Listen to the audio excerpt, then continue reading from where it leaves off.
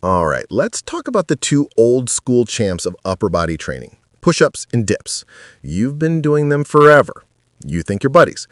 But what if I told you that after 40, one of them is your ticket to building serious muscle, and the other is a secret agent sent to destroy your shoulders and leave you crying on the couch for months? Seriously, this isn't about which one makes you grunt louder. This is about the science. We're diving into the mechanics, the muscle, and the sneaky risks most guys our age are completely blind to. The choice you make between these two classic moves matters more now than it ever has. And trust me, by the end of this, you'll know the brutal, hilarious truth. Let's get real for a second. The body you're working with today isn't the same one that could survive on pizza and 2 hours of sleep in your 20s. That thing's a museum piece. Age-related muscle loss is a real party pooper, and it's already started RSVPing. This means our training has to be smarter, sharper, and way more efficient. So when we throw dips and push-ups into the ring, we're not just asking which one's better. We're asking which is better for you, for your goals, and for keeping you off the injured list. The answer is going to surprise you. The Great Divide: horizontal versus vertical hostility. On the surface, they look like cousins. Both are push exercises, both blast your chest, shoulders, and triceps. But mechanically, they're from different planets. This is where it gets interesting. The push-up is a horizontal press. Your body's a plank, parallel to the floor, and you're pushing the world away from you. In this position, you're lifting about 60 to 70% of your body weight. This makes the push-up a fantastic tool for building muscular endurance and getting a killer pump. It hits the whole chest from top to bottom and forces your core to work overtime to stop you from looking like a sad, sagging bridge.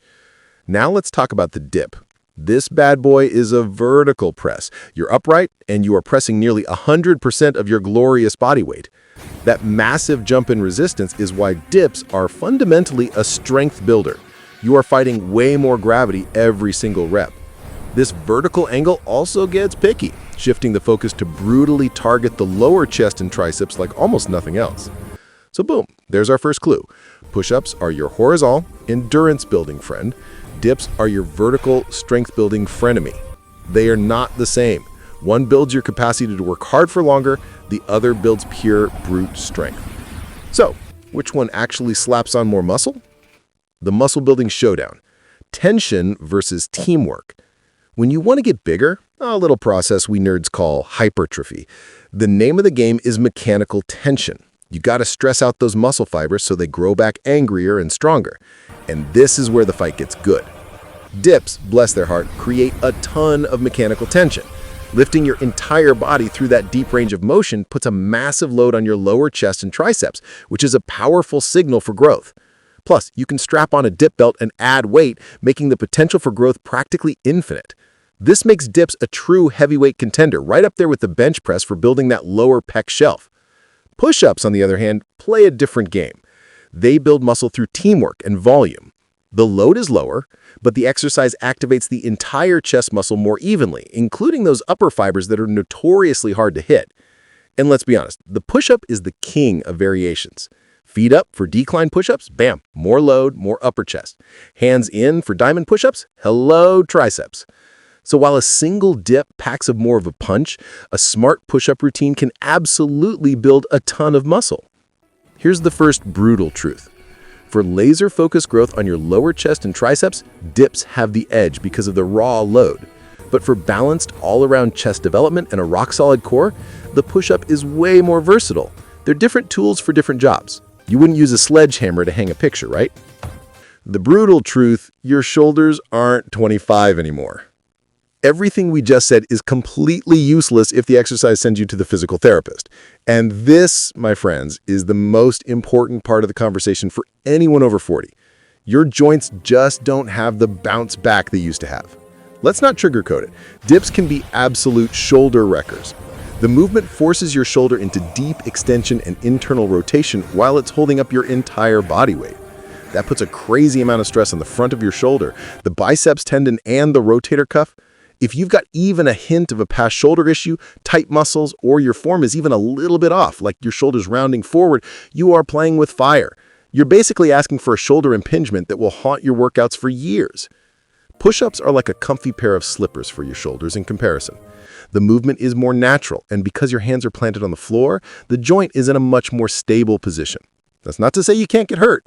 Flaring your elbows way out is still a party foul, but the built-in risk is dramatically lower than with a deep dip. Plus, push-ups build up the serratus anterior, a muscle that's crucial for keeping your shoulders healthy and happy long-term. This is the second most important brutal truth. No muscle gain is worth a chronic injury that stops you from training altogether. For most guys over 40, the high-risk gamble of dips just isn't worth the reward, especially when there are safer ways to grow. Your main goal has changed from gains at all costs to smart, sustainable gains that don't make you groan when you reach for the top shelf. So what's a grown-up to do? Does this mean you should banish dips forever? Not necessarily. Are push-ups the only answer? Nope. The smart solution is to stop thinking like a kid and start training like a grown-up. First, listen to your body.